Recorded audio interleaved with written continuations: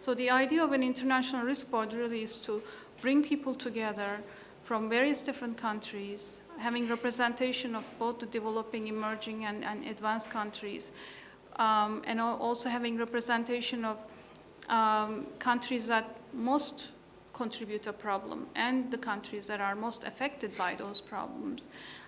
In addition, bringing global media, global scientific community, and global civil societies and private sector institutions together, and assess these risks in a very collegial way to figure out what are the most highest priority risks that the global system and the international community should be worried about, and what can be done about this.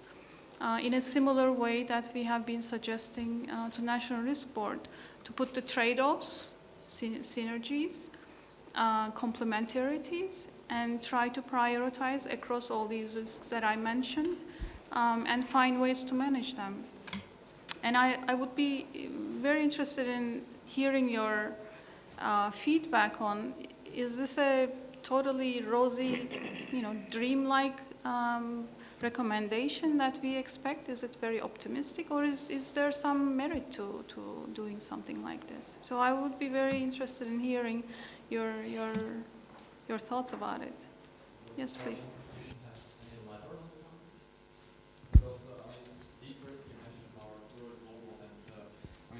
As you mentioned, these various, right, the various risk management levels, like households and community, this goes far beyond the international level. This is not just a couple of countries. If we are talking about global warming or some, truly global crisis. What is going to be the lever? How can you make the countries to actually act by your recommendations or by the best policy available?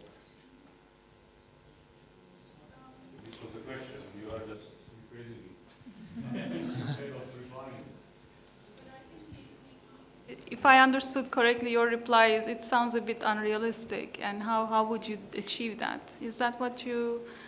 Yeah, right. I mean, even like all or majority of these things we have seen in the presentation seem very, very simple and maybe even say quite obvious at the first sight, and still, I mean, they aren't implemented worldwide. So what's maybe it's just my not fully understanding of the World Bank role, but I mean, is there any lever or any way how you can make the countries to act in the way you recommend them to? Thank you. Very good question, actually.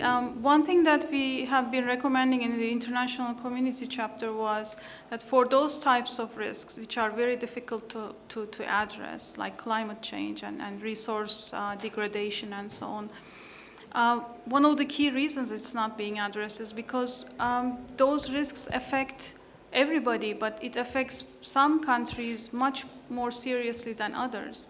And so the interests of different national governments are very different. So, for example, US may not be as badly affected by climate change, even though it is too, compared to a developing country like Maldives, which is supposed to disappear if the climate change and global warming continues at its right speed, at current speed.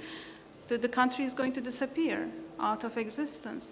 So some countries care a lot about it, some countries couldn't care less, not only because they are not affected as much, and two, even if they are affected, they have the tools and resources to deal with it to some extent. So what we were suggesting in the report was for risks like these, we can, the international community can support incremental actions, incremental deals, by helping to form a coalition of the willing. So bringing countries that are really hoping to create a solution out of this, and not only including countries that are being affected by it, but also countries that are really causing the problem. And together with the help of the global scientific community, the civil society, which can do wonders, to analyze and convince people through advocacy, through risk awareness, education, and knowledge. And basically take actions, maybe one by one, but take actions that can lead to an outcome, positive outcome, and create a motivation for going for the next step. And you may see this as a dream kind of approach, but it has been done. In fact, one good example that we cite in the report is the Montreal Protocol, which basically dealt with the ozone layer, damage to the ozone layer. And this Montreal Protocol started with only 24 or 25 countries coming together, basically being motivated by the fear of ozone layer causing all sorts of health problems and environmental problems. And through advocacy and risk awareness and convincing some countries, they actually started expanding the group into full membership and put into place certain incentive mechanisms, like if you become a member, then you are not supposed to be subject to trade restrictions of trading with countries that are members of that group. And they also had certain technological transfers and financial transfers from advanced countries into developing countries. So the developing countries saw some benefit in it to join. So through these kinds of technological, financial incentives, advocacy and risk awareness, education campaigns across the world, they had a full membership, and this is regarded as one of the most successful examples of international cooperation.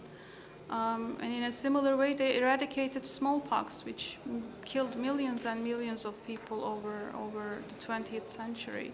And very similar approach has been followed. So we see some hope that even though it's optimistic, there is some merit to it. So.